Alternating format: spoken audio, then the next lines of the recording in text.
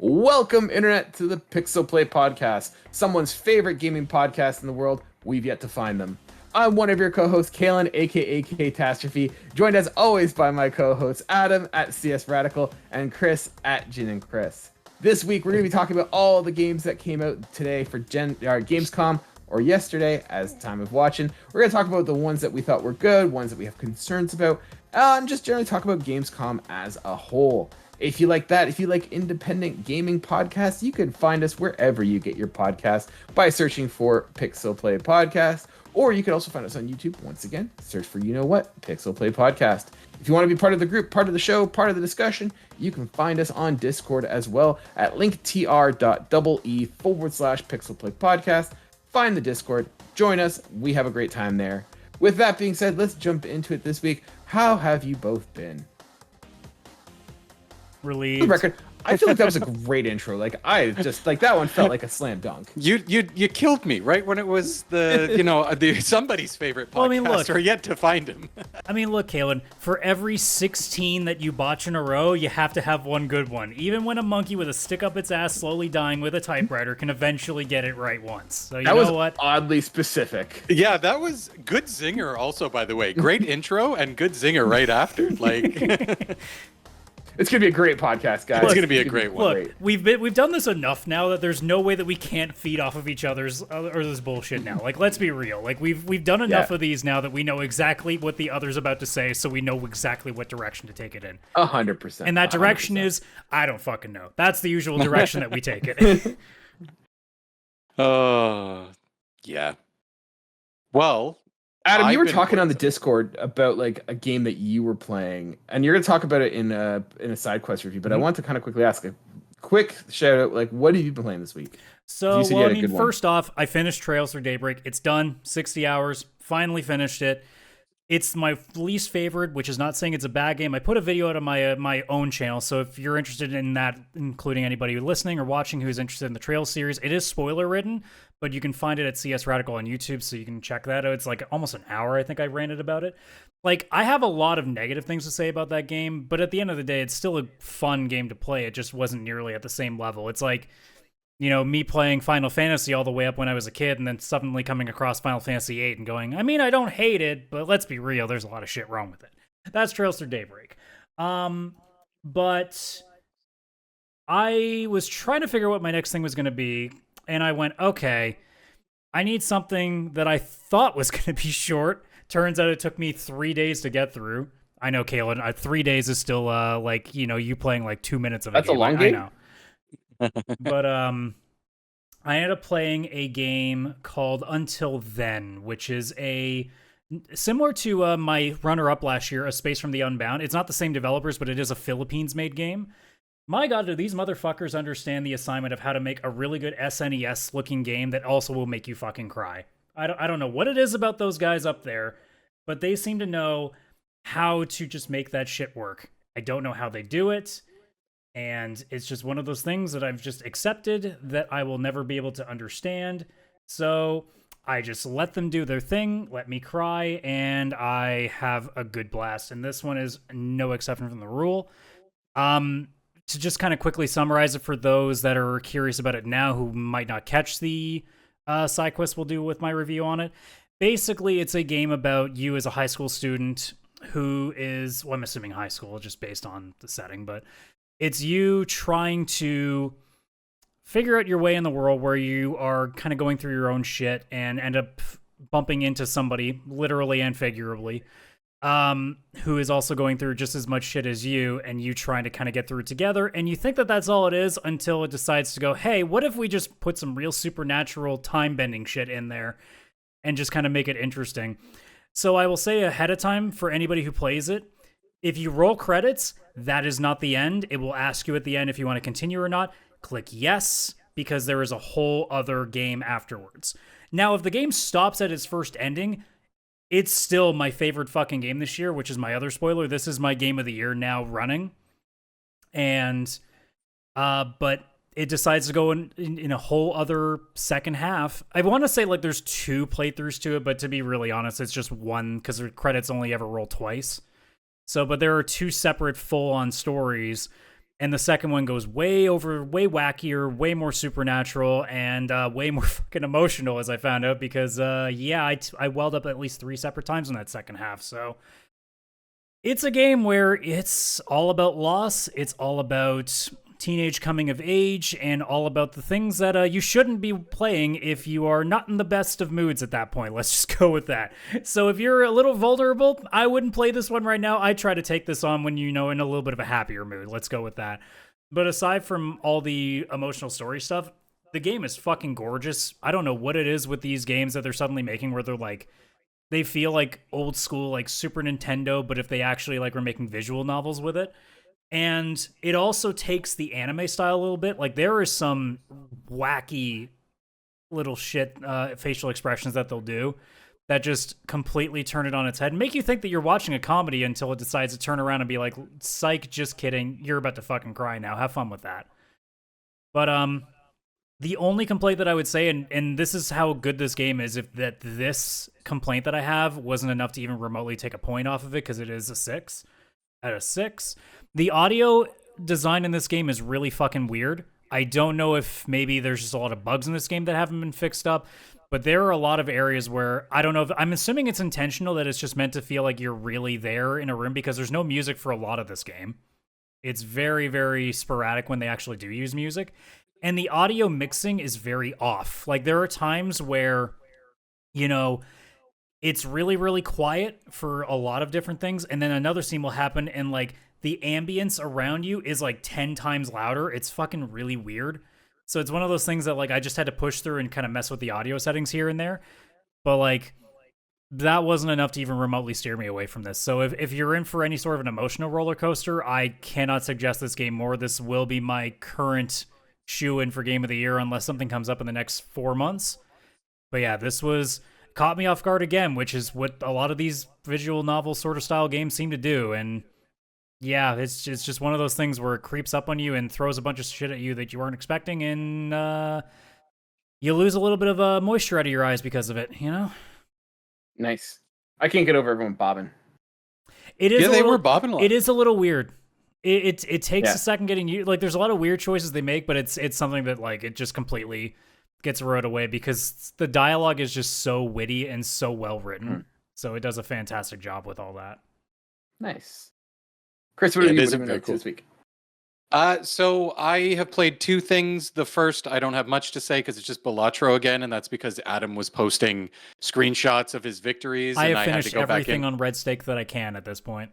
Well, I beat the game Sunday night at 2:30 in the morning in bed on the hardest gold difficulty, which is like difficulty 8, where, oh my God, they're just trying to make you not win. Holy I'm finally at the point where I'm starting to do, what's the third level? Is it green or blue stake?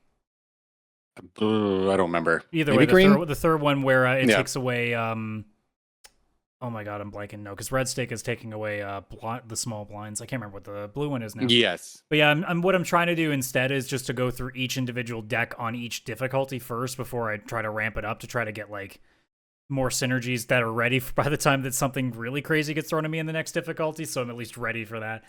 My God, you can find some cool shit combos in that game. It's so funny. Oh yeah. I got an achievement while I was playing for playing less than 9 rounds in like an entire set, and there's 24 rounds you can technically play. That's how many I was skipping, because one of the jokers I had was it had a multiplier that went up 0.25 every time you skipped, and I skipped a lot, and that's the one I won on gold difficulty. Oh my God. So, but whenever you get up the difficulties, there's jokers that are eternal, meaning you can get them but never sell them. They're permanent, so you're stuck with them forever. There's the jokers that are only there for 5 hands and then they go away or whatever, and then they're gone forever.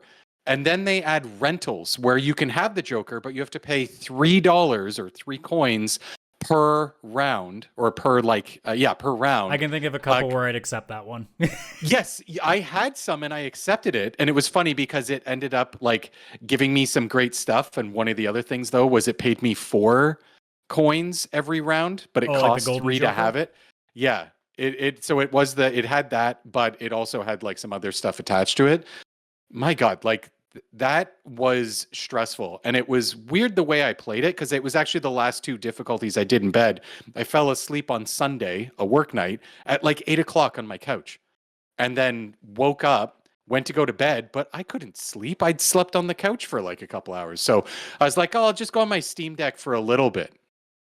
2:30 in the morning, I'm getting the gold level difficulty one on Balatro, and I was very, very, very happy. Finally closed the Steam Deck, tried to sleep, took like another 45 minutes. I could still see Balatro cards on the back of my eyelids as I was laying there. But yeah, I think I'm officially done with the game because now that I've actually beaten it on that level, and I got a bunch of achievements for like unlocking every card and all this and all that kind of stuff. I got all the decks unlocked, like all that kind of stuff. I'm like, if I ever go back, it would be just doing it again. I have nothing so when they to, put it like, on mobile aim for. devices, you'll be stuck with it again. I'm not doing that again. No. Don't do that. No. It's never coming to mobile. It can't. It is. They're it already should. planning on doing it. I want to believe you, Chris, but No, I probably won't play it there because I have it on Steam Deck. Honestly, though, if they put it on phones, it'd be the only mobile game I ever have on my phone right now because I cannot be bothered to play games on my phone because I don't really use it for that. Oh, true. that's how I play Balatro on my phone. It's the best. Yeah. All right, fine. Maybe I'll get it. I don't know. We'll see what happens. But See, that's I not want to believe you. that's not the main game I played. That was just like a Sunday night. I just want to throw that out. But I actually did beat a game, which is RoboCop Rogue City. Yeah. Which was fantastic. It is basically it's a AA game, I think technically, but it feels like I feel like Plague Tale Requiem or Plague Tale Innocence was like this, where it's a AA studio making a game, like making their AAA game. Like it is AA, but it really does feel premium. It really does feel like a really good big game.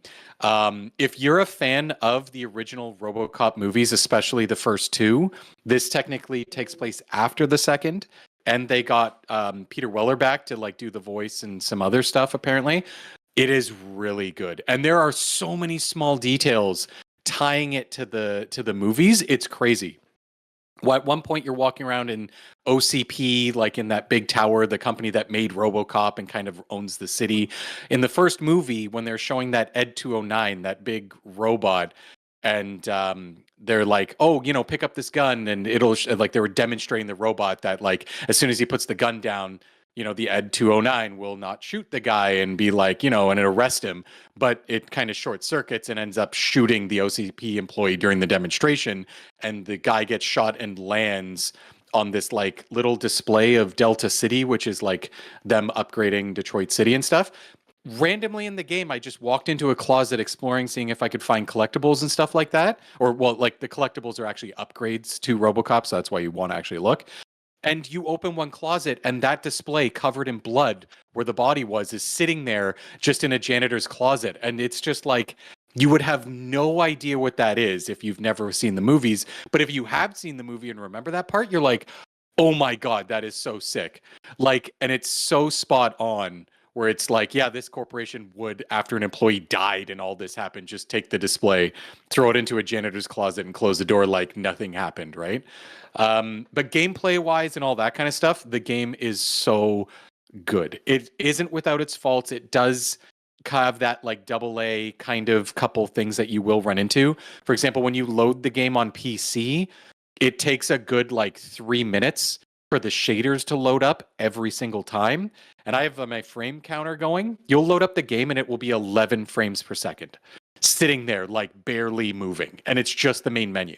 But then you sit and you wait and you wait, and all of a sudden you just notice that moment, everything becomes smooth and all the shaders load.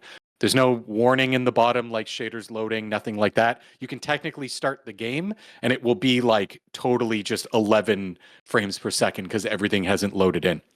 It seems like it's actually loading in the entire game. Like it's not just loading in that area you're in.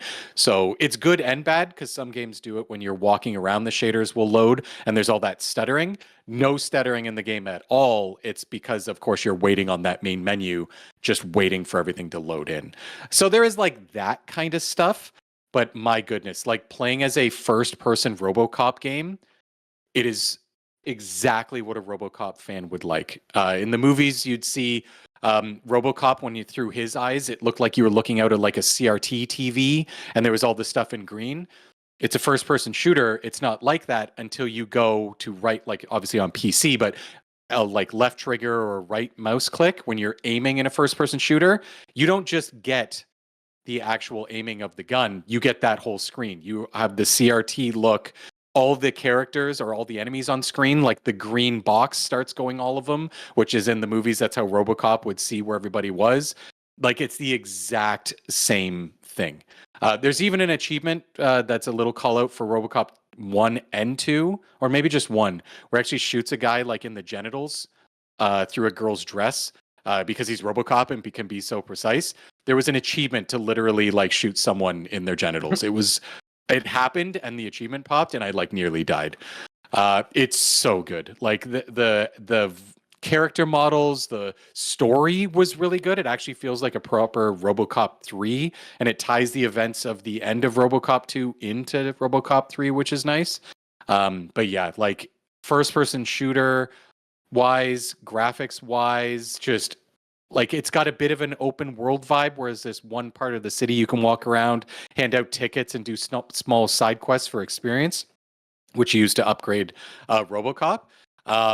You don't have to do it, but it's also very contained. It's very small. It's not like open world. It's just like this one small section that you can basically go around and you kind of get to know the characters because, you know, maybe that guy you knew in the laundromat that you did with one side quest, all of a sudden he's getting robbed and you can go and just like, you don't like talk them off. You don't talk them down. You just shoot them. You're RoboCop, but go in and just like murder these people, like robbing that guy now. It's so good. My one main complaint, though, I would say, is just one bad balancing issue with the final boss. A lot of people I saw online had this. I got to the final boss and I couldn't win.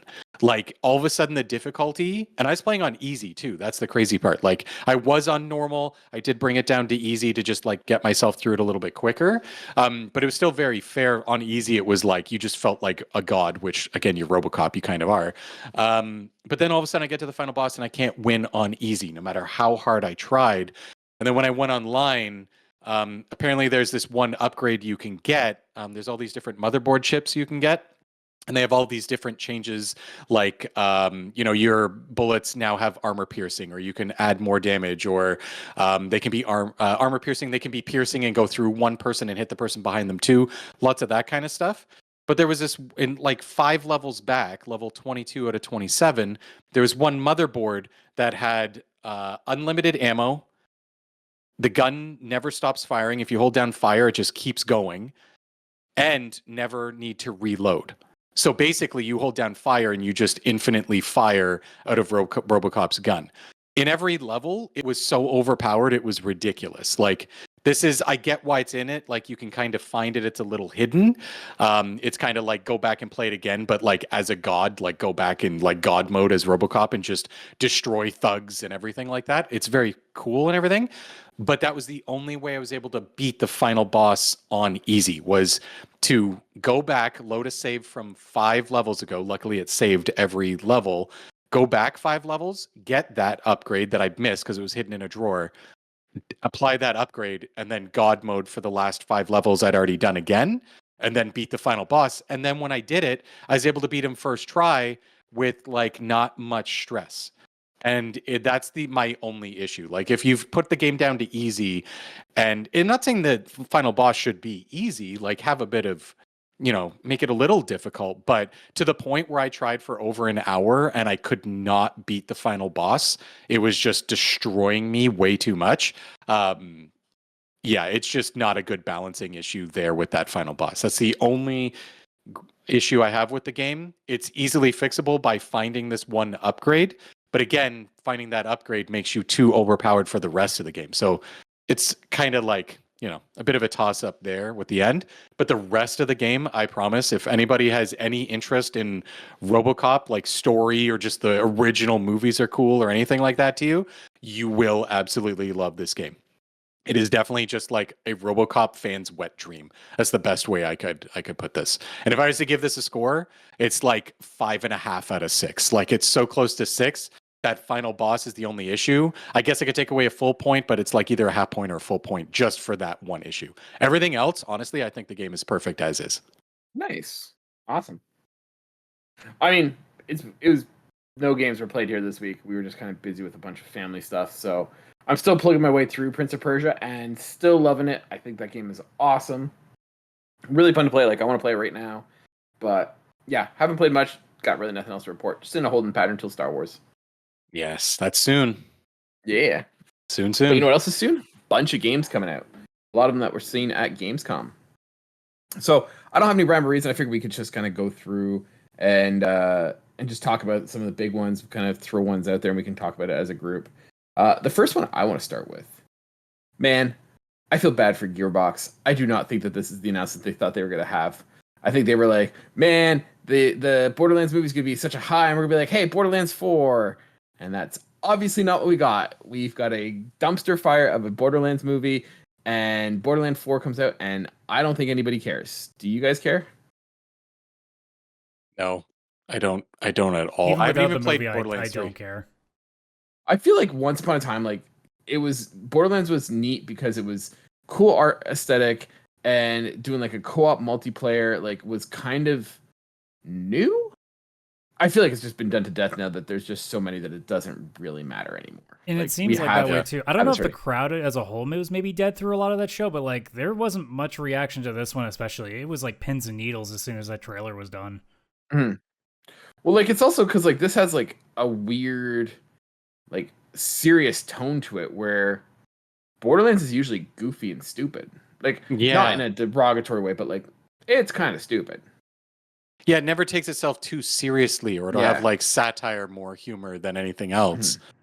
This looked not cell shaded. That was my first thing, because I kept Mhm. thinking like this looks like a Borderlands idea maybe, and it's Gearbox and stuff.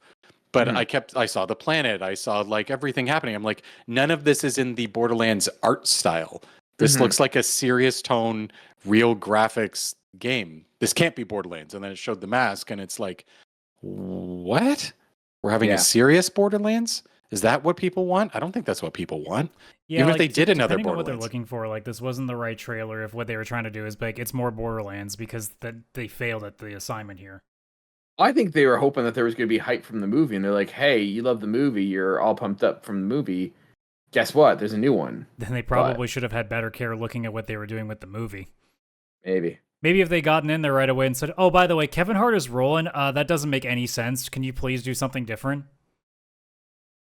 Yeah. The other game I want to talk about that I want to get your takes on, Indiana Jones and the Great Circle.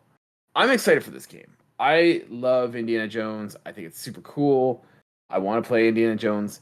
I have some concerns with this game, and I want to know if I'm the only one. So, like, I'm watching the game, and we have a December 9th release date, and that doesn't seem like it bodes well. Like, that seems like you're tossing it out there to get lost in Yeah, all it's the a kind weird of- time. December is generally the month that you throw stuff out when you know it's not going to do well. Yeah, Now, they like, could be you're maybe making it bucking the better. trend, but that's still a weird date. The other Yeah. thing, like the other two concerns I had with the game was one, the trailer didn't look like the gameplay, like the hand movements and everything. It looked almost like it was a VR game. Like it was like you would see them awkwardly, jarringly like move the hands, and then like items would just fall into place. Like it felt very much almost like an early 2000s like drop click, like point and click adventure or like a VR game. It didn't feel smooth and mechanically like it would, especially from like a Machine Games, like people who made like Wolfenstein. Like this, it looks weird, it looks awkward. And like the combat looks kind of it looks like a VR game. It looks like like if you said this was a VR game, I'd be like, "Oh, that makes sense. It totally looks like it." It doesn't look like a smooth flowing like console game. The combat they showed off in this trailer made me think, you probably should have just stick to cinematic on this one, boys. Yeah, and like it doesn't look. I can't see the combat being super fun, and there's not a lot of combat. You're usually only fighting one guy at a time in the trailers, and like I don't know, it doesn't really lend itself well. And then like overall, the trailer just looked boring. Like it looked like it was like a lot of walking. Like it feels almost like it's a walking simulator with a couple hand-to-hand like combats throughout.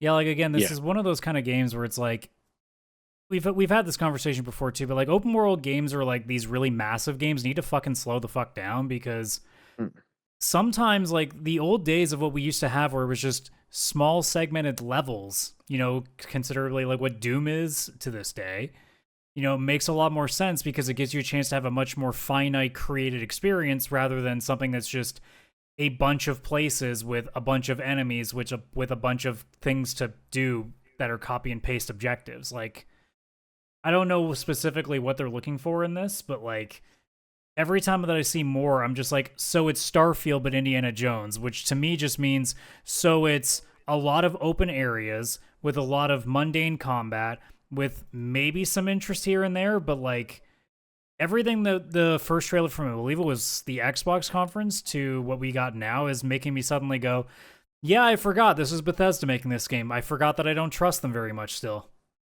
Well, no, Bethesda's not making this game. This is Machine Works. Well, isn't it? It's being published. It's being published by Bethesda. Well, that's what I mean, though. Like, there's still like that name attached to it, which kind of gives me that sense. Sorry, right? but you were like, it's being made, but it's not. It's Machine Works who did the Wolfenstein games. Okay, well, still, you know what I mean. It's still the same people at the top that are making decisions. I'm saving you from the commenters who are going to yell at you. I don't give a shit about the commenters. I thrive in that stuff. Don't worry about it. By the way, if you haven't subscribed yet, be sure to hit like and subscribe. If you want to yell at Adam, now's your chance. Yeah, so I don't know. Like for me, I'm excited. I've got Game Pass. I'm going to be able to play this for quote unquote free. Once again, I know I'm paying for it, but like for $10, I can give it a shot. But I don't have high hopes for this. This seems like it's going to be a 6, maybe a 7. Yeah, I'm also excited about this, like because of the IP and the idea of an Indiana Jones game and stuff. I like as soon as it was announced as first person, that was always like something kind of threw me off a little bit. Where it's like some scenes, like holding a torch, walking in somewhere really dark, that could be cool, very Indiana Jones like. But like the combat, like that's going to be tough as Indiana Jones. This isn't Doom. This isn't Wolfenstein. This is a guy who's got like a revolver, but mostly hand to hand and his whip, like that kind of thing, right?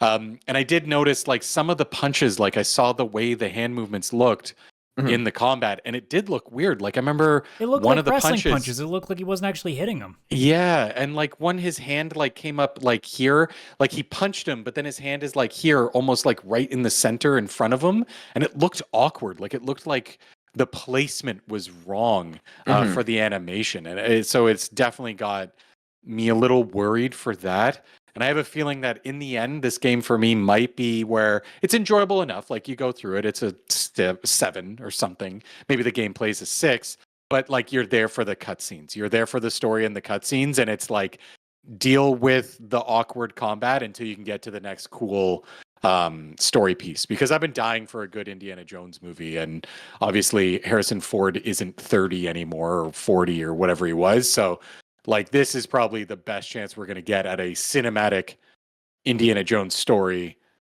just with crappy combat thrown in. Look, it can't be as bad as Crystal Skull, though, right? I genuinely don't think it will be as bad as Crystal Skull. I will throw that out. I will fight on the hill that Crystal Skull is not the worst Indiana Jones movie. Oh, no. Oh. Well, to be fair, I haven't watched the new one yet, so I don't know. I can't confirm that either at this point. I still, like, if someone said, hey, we're going to torture you, which Indiana Jones movie do we put on to torture you? It's Temple of Doom. Temple of Doom is the worst Indiana Jones movie. Wow, even worse than Crystal. I put it ahead. I have to. Well, here's the thing. They don't have, like, the annoying characters in Temple of Doom. Temple of Doom is just annoying because you've got, I don't even remember, like, everyone, like, it's just literally someone just screaming Indy for like every 30 seconds. Yeah, she needed to die. Yeah, that lady just should have died like an hour in. And then people are like, oh, like I don't like, Crystal Skull because there's aliens. It's like, fuck off. Temple of Doom has a guy getting his heart ripped out and then getting put back in. You've got like they've got Nazis with their faces melting off. Come on now. Right, like really the aliens is where you draw the like that's where you draw the line is like aliens is too much. Like, get out of here. The aliens were a bit weird. I'm not saying that, but like, if you're gonna suspend disbelief on everything else, like knights can live for 1,000 years, that like you're melting faces off, hearts are getting ripped out, but aliens, nope, we're out. Like, get out of here. See, if the aliens had come out and they were like hum dum shabai, hum dum shabai, hum dum shabai, then I would have been like, okay, cool. But they didn't do that. I'm just saying, I hate Temple of Doom of all the Indiana Jones movies.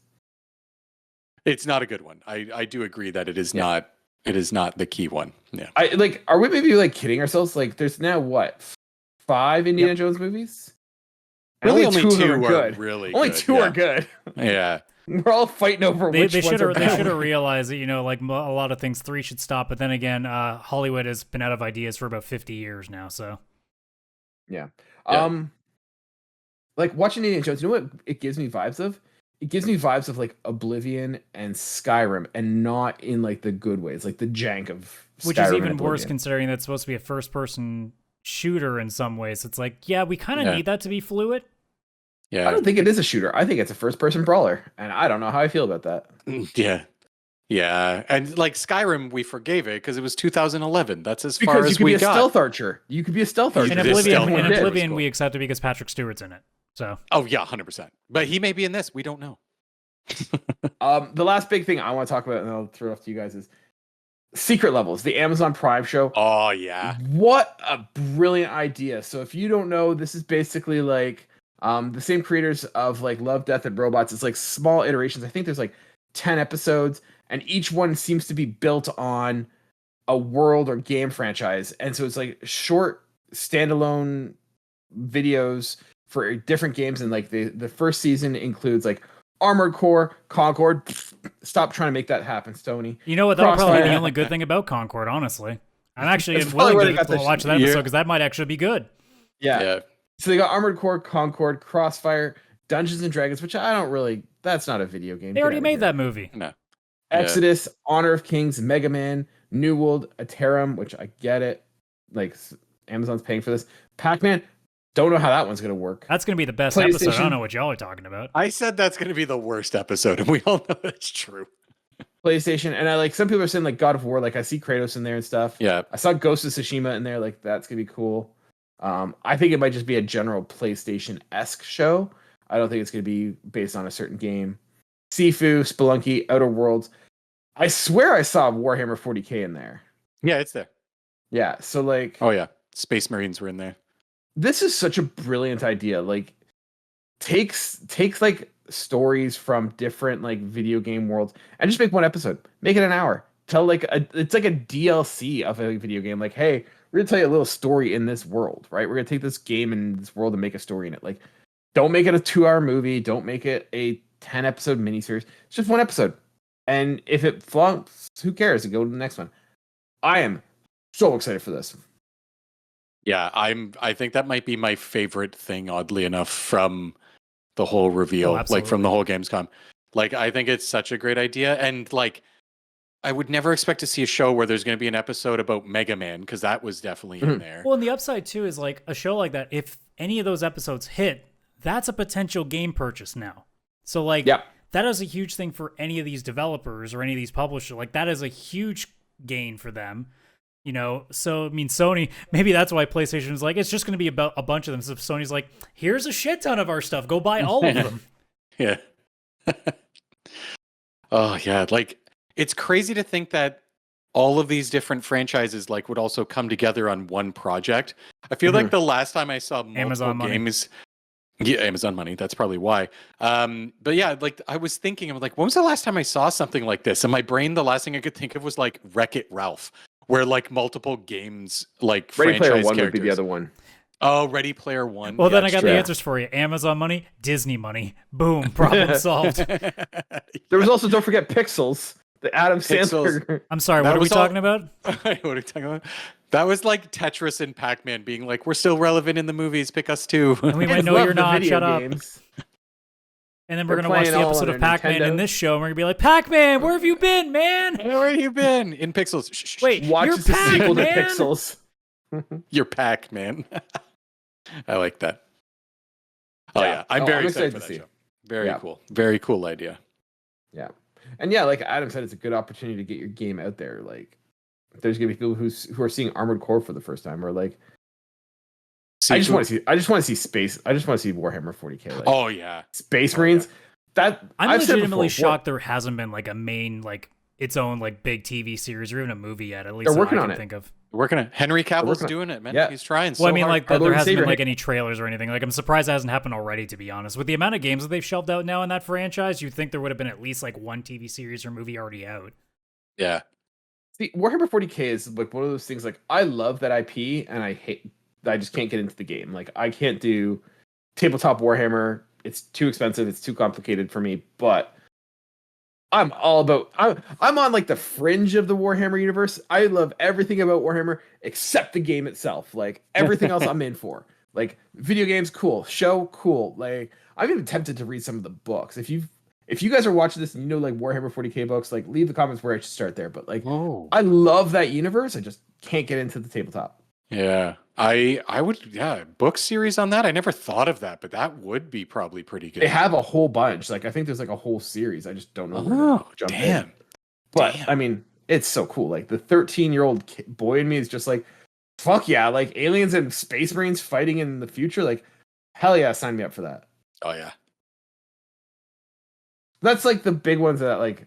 I figure we'll talk about some of the other ones. But what were some that were staying out for you guys? Like, either like with concern or with like excitement. Well, I'm glad that for the first time in a while, one more trailer was actually something I enjoyed, because a lot of the time it's like, oh, it's another Souls game, or oh, it's another something else that like people that are like half my age would enjoy. But instead we get Mafia of the Old Country, and I'm like, I didn't ask for this. Okay, yeah, we're in. I'm down. Yeah, I thought that was a super cool reveal. I'm very excited for that game because of the setting. That's such a cool concept. Yeah. Like the origins of the actual early mafia in 1900s Sicily. instead of obviously like New York, Chicago, all that. Yeah. Did they Yeah. say what like when that game takes place? It is like early 1900s Early Sicily, is from what I 1900s. understand.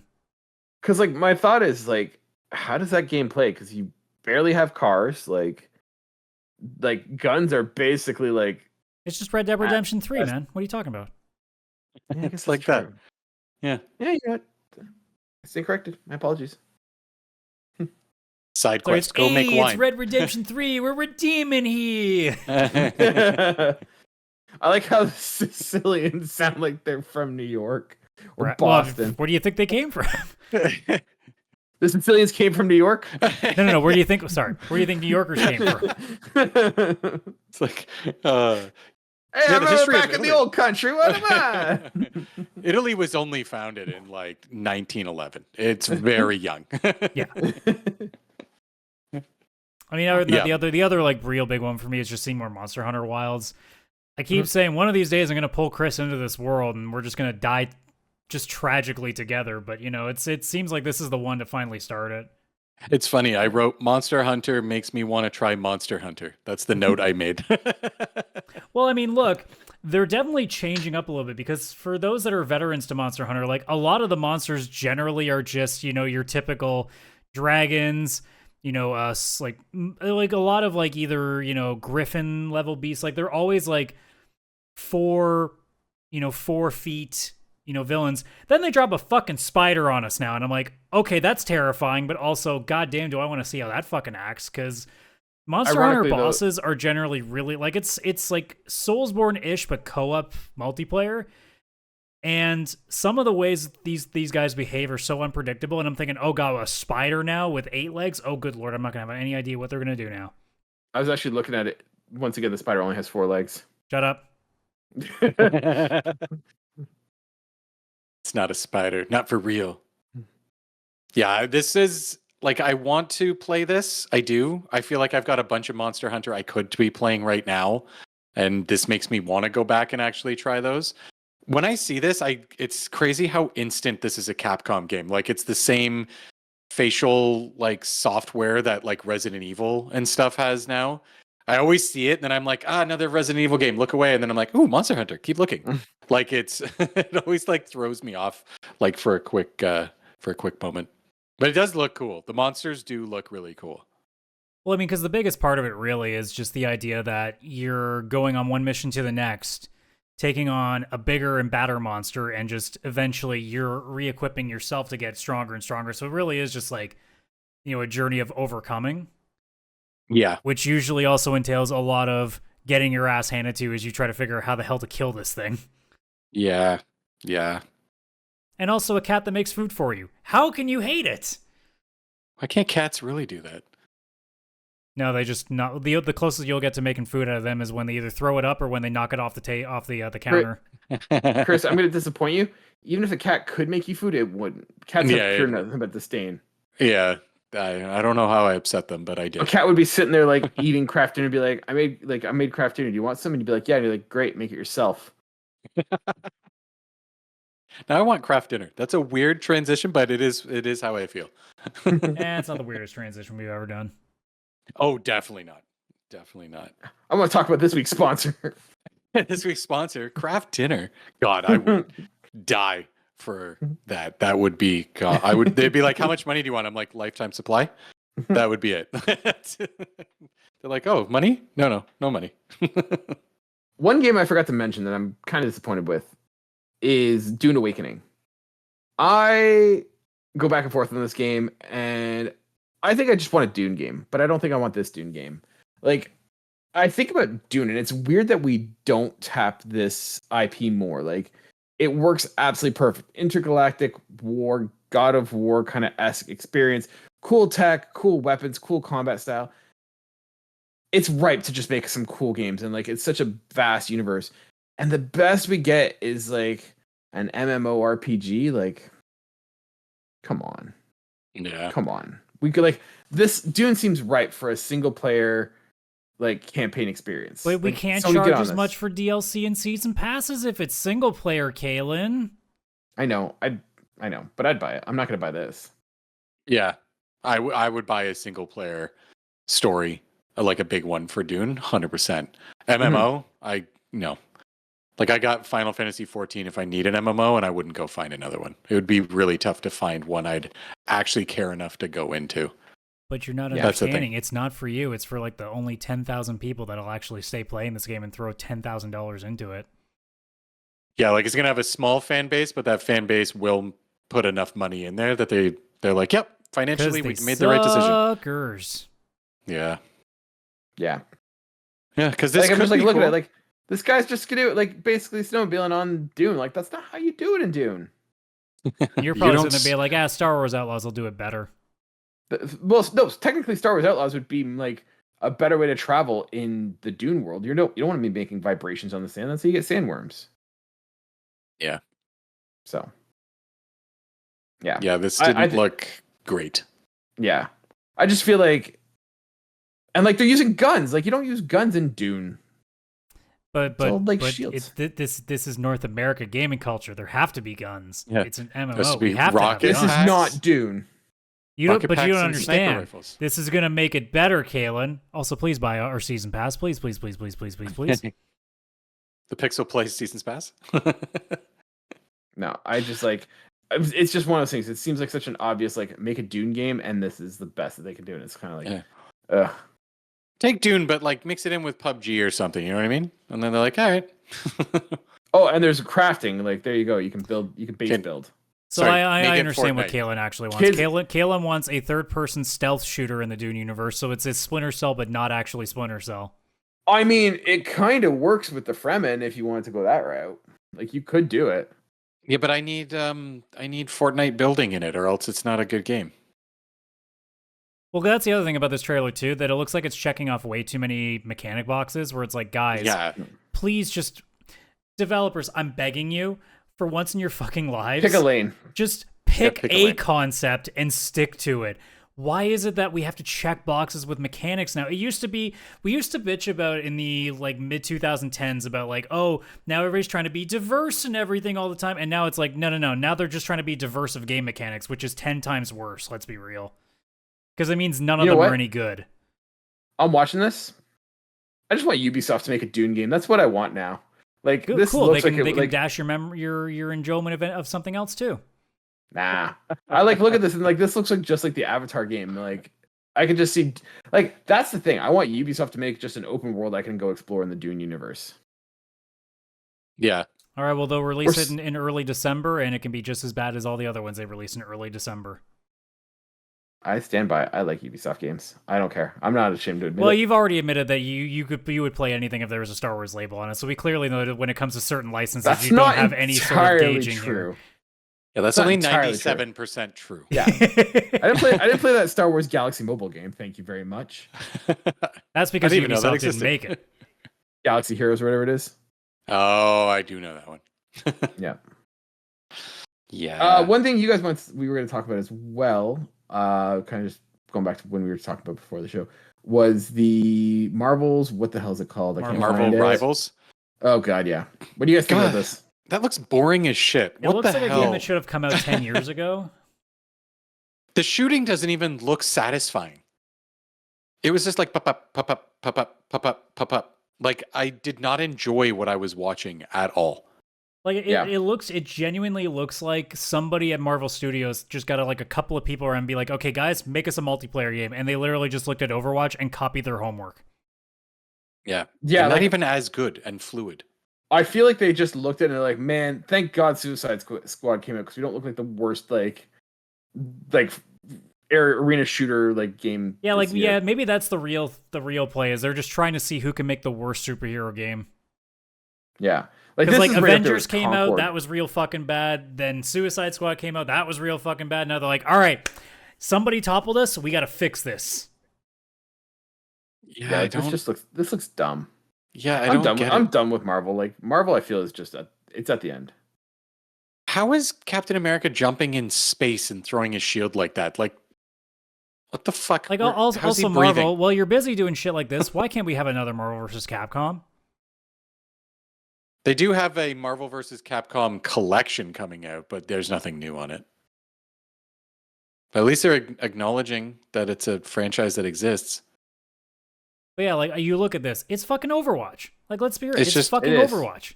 It's like Overwatch that you'd maybe buy it like, at the dollar store. It looks like This is Overwatch that was a this is free-to-play Temu game that was made Overwatch. by some Chinese developer and, is literally just there to scam you out of money. Yeah, like this isn't my favorite. This is Now not here's- good. Here's the question: what looks worse, this or Concord?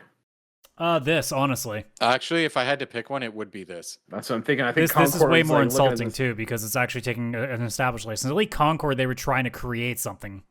Yes, I'll give them that Yeah. credit.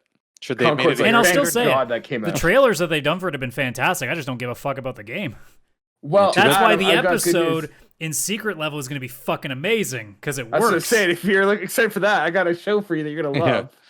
They should have just done the show. That's literally it. Like, I mean, they did already. It's called 3 Guardians of the Galaxy movies. yeah, it was pretty close. It did have similar vibes. All right. Is there any other games you guys want to talk about before we wrap it up for this week? I think just that Adam and I would like to make a shout out to Infinity Nikki and ask it, what are you?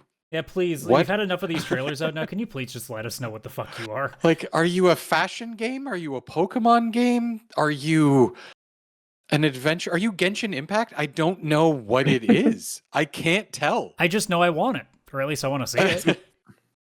And it's the most like- brilliant. Coming to PS5 and mobile? Like, that's... What? That can't happen. It's gonna melt your phones. Yeah, I'm like, trying to think off the either it's top of going to my melt head. my phone. What else we're missing? I mean, obviously the Goat Simulator remaster, fucking best trailer I've seen in a long time. Just could not Great care less trailer. about the game. It was such a good trailer. That Skyrim part where it was the cart going by, like, Yep. oh, you're finally awake, and then it like glitches out and it comes by again. Oh, you're finally awake. That I had no idea what I was looking at. I was I thought like, it was a why is there- commercial because I walked away for a sec, so I thought it was a commercial of something, and then as soon as the goat references started coming, I'm like, oh, Yeah, I see. Once the goat was there, I understood. But I'm the watching this two for the guards- first time. oh, there's 2 guards walking with the guy. They look like they're from N64, like they're just lower Yeah, it's- polygon. Exactly. Like it's like GoldenEye guards walking some guy. 144p level guys over there. Yeah. I'm like, oh, okay, this is going to be a reference to some old shooter they're probably bringing back. Like, not GoldenEye, but something from that era. But then the Skyrim cart showed up, and I'm like, nope, I have no idea what's happening. This makes no sense. I'm in, but I don't understand. Other than that, Lost Records, Bloom and Rage. It's so cringe, but it's the good kind of cringe. Yeah. Oh, yeah. No I don't More think Room in it'll be Hell True 2. What were Colors, you though. doing here? What were you doing? Like, that trailer literally was nothing. Why are you here? Yeah. You couldn't have shown like anything else? Yeah. I want to play you. Show me more stuff. Peter Molyneux, you're still a pompous asshole, and I don't trust a single thing you say. And that game also looks terrible, so I don't care about that either. Masters of game Albion. doesn't. I see what you're trying to do, Peter, but you're not making Fable anymore, so stop. She's not Please make coming Fable. back, Peter. Yeah, I don't trust him at all, and I don't think that game's going to be great. But I don't know. I just see him as like this wholesome dad that's so out of touch. Like that's all I see. Like not even a dad, like a I don't know. granddad, where he's like, I personally get like the pompous, I'm an artiste sort of vibe out of him. But you know what? One of the things that like I feel like we're missing from gaming right now is like those developer sort of figures, right? Like the Peter Molyneux kind of people. Oh, speaking of which, can I rant for 2 minutes about how, holy shit, developers, if you're going to put a person on stage to talk, can you not give them a bunch of robotic teleprompter lines to speak of? Because I'm so tired of developers being like, imagine you as a rock solid, special forces operative, like when they're doing the Call of Duty Black Ops thing. I'm like, holy shit, guys, act like you want to fucking be there, and if you don't, fucking go away. I'm so tired of them putting people up there that they're only there to talk to basically shareholders and, let's be real, journalists, because they need to write this down, or in their case, have an AI literally take the audio, transport it into text so they can just copy and paste it to their articles so they can put it out in 5 minutes.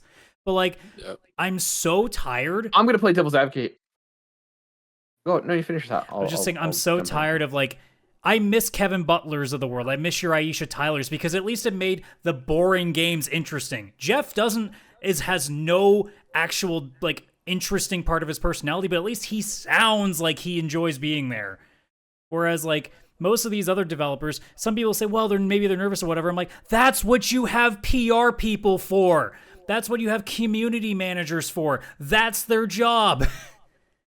Yeah, I was gonna make the like argument like they probably don't want to be there. You're asking programmers then who program since they're always looking for people to just throw random bits of money at and then fire them 6 months later after record profits. There's a job right there you can put somebody in for. Well, I think it's the idea that they want to put people who like give credibility that like we're the developers, but I don't think but that no that's one the knows who smart these thing to people do. are either, so it doesn't matter. I get that, but it's meant to be more of like an authentic, like, oh, it's coming from the person who develops this game, or it's from a small studio that doesn't have this, so they just get the most senior person.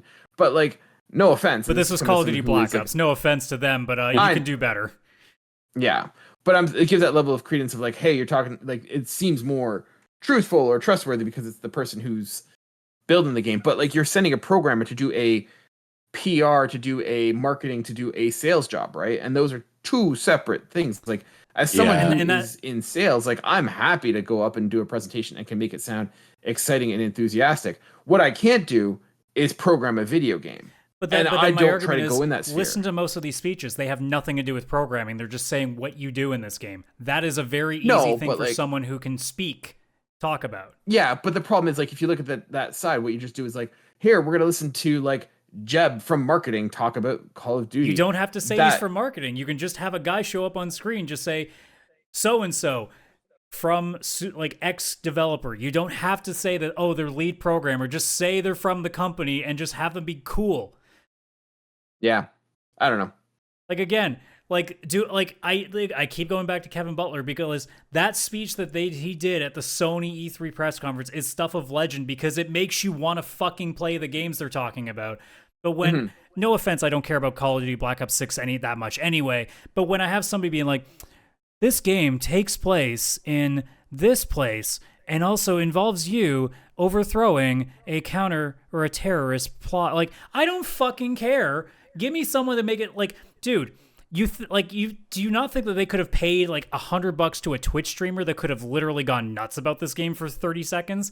Just give them a bunch of lines on a teleprompter, but believe me, they can fucking talk. That's their job. Yeah, I don't know if that's the selling feature. But like, hey fam, what's up? We're here talking about like, no, I'm not doing that. For Call of Duty, yeah, it is. Let's be real. Yeah, it is. It's Call of Duty. You know if you're gonna buy Call of Duty or not. You already know. Like, yeah, that is true. Well, yeah, I feel feel like for the sake of my sanity watching these fucking things, because thank God I didn't have to stream that. I would have bitched the entire show about that if that was the case. But like for my own sanity, please, for the love of God, at least half of these, can we have people that actually feel like they can talk on stage? Because holy shit. Yeah, they're definitely like the programmers who are probably more introverts by nature. Like, Yeah, I don't have a hey, problem you're with gonna that. go up and do this presentation. Like, I think that they don't really want to be there, and even if they do, like, that isn't their skill. They're not a presentations And I person. think They're that's my not, thing. It's like it's 2024. Like there's so many more people have found their speaking voices because of streaming, because of YouTube, because of all these other platforms. It's Welcome not to the PixelPlay Podcast. It's not difficult for you to have somebody that is able to do so. And also, if you don't, okay, it isn't going to take much for you to find somebody who does. I don't know, for these companies that have all this money, it's a joke to me that that's the best they can put out to advertise their game. I know Call of Duty will sell regardless, but at least make it seem like you're fucking trying, because I have no interest as somebody on the fence about this game that I suddenly have any more interest into it, because apparently the people that you brought up to talk about it don't care much about it either, because they didn't sound like they cared about it. I think they care about the game. I think they just don't have the. But that's the impression that I public get, is that they speaking. don't care because they don't sound that enthusiastic about it.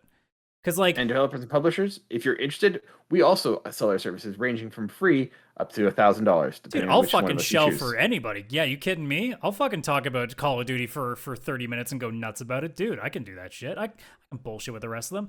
But like, you think about, what was the girl's name from, oh my God, what was that, like, horror Ghostwire Tokyo, I think? It was like Ikumi Nakamura. Like, she didn't even speak good English, and we felt the passion out of that. I don't feel passion from most of the people that speak on these. I think it's just their ability to you know what I do feel from a lot of these people? We've been also a crunching developer for that's making Call of 6 Duty months, for, and I'm like, tired. That's what I hear from these people. They probably are tired. Where it's like, I've been working 12-hour shifts, and you want me to go to Germany? And that's what the community managers are for, because they're the ones that haven't been crunching for 6 months. No, the solution would be hiring, the professional, or like, again, a lot of like Nintendo, Xbox also, which is what's surprising, always had like the Phil Spencer, the Reggie, like the guy, like they're high up in the company, but they were great. Company. Yeah, the face of the company, and they'd come Todd out Howard, right? Todd Howard, yeah. Peter Molyneux. They were great. Bringing it back. You know what? At least he had a personality to him, unlike some of the others.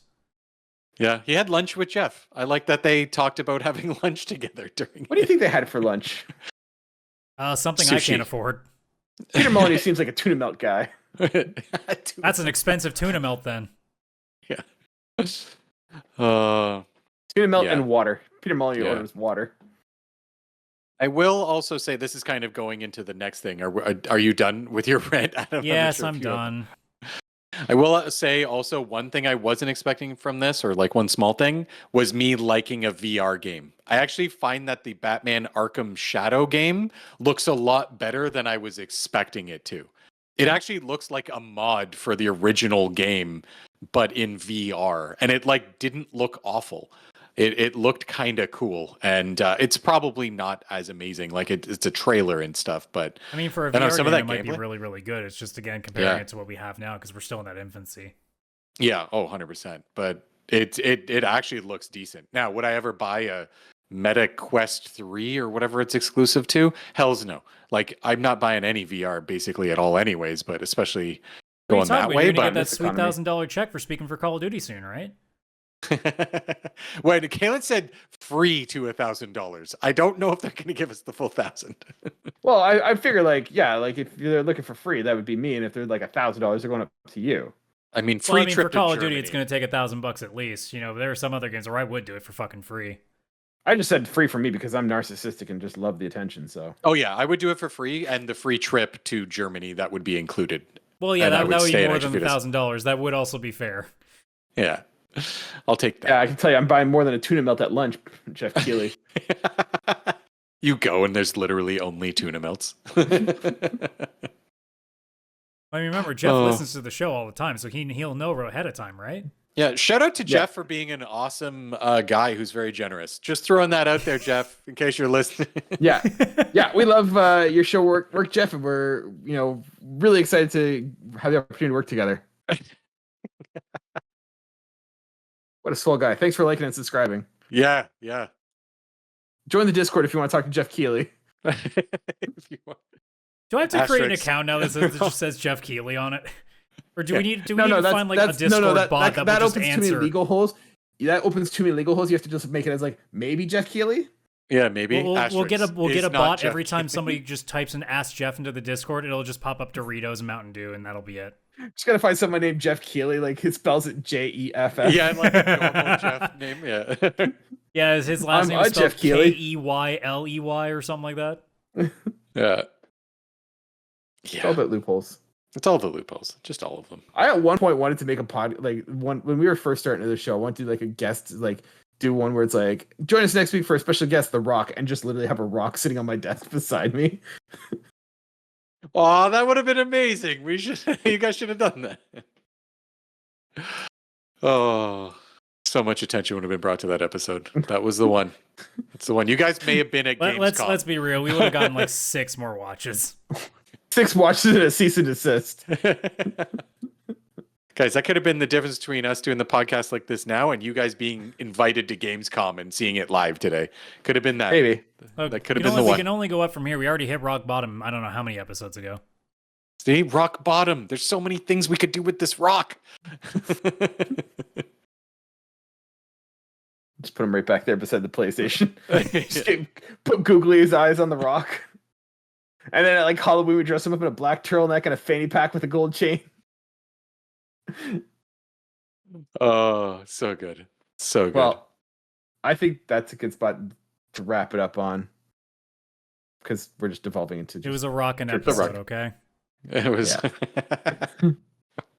Well, ladies and gentlemen, if you like that, you want to hear more, we post podcasts every Wednesday at 12 p.m. Eastern Standard Time, wherever you get your podcasts. If you want to see these lovely faces as we're doing it, you can find us on YouTube or Spotify, where we post a video podcast if you want to do that. If you want to be part of the show, submit questions, topics, whatever, or just, trash talk us in the Discord, you can find us at linktr.ee/PixelPlay Podcast. If you are watching us on YouTube, leave a like, leave a comment, leave a subscribe. That's how we tell Mr. YouTube that you like this and you want to see more of us. It helps us out a lot. If you're watching us anywhere else or listening to us and you haven't left a review, leave us a review. We really appreciate it. And with that, we'll see you guys next week. Bye for now.